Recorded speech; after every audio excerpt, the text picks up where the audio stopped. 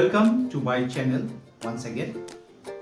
Just now I have shown one experiment which proved that there is a intermolecular space in a liquid. Before doing the experiments, I have taken 2 glasses of plain water.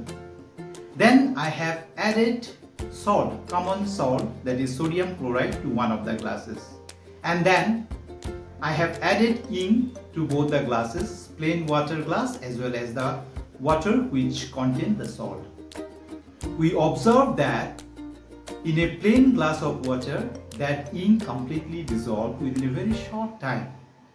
But we have noticed that it takes little time to dissolve, even you can say that it's not completely dissolved in a glass which contains salt.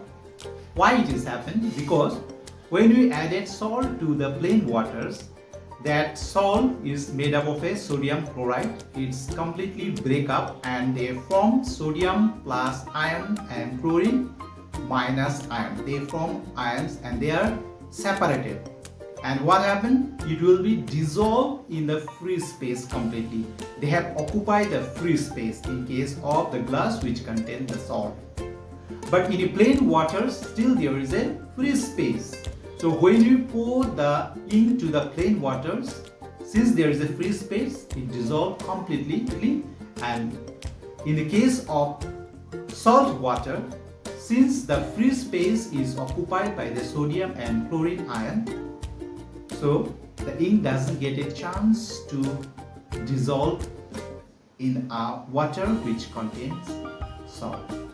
So in that way we can prove that yes, there is an intermolecular space in a plain water. So I hope you enjoy the experiments. If you like this type of experiment, please do share, like and subscribe my channel.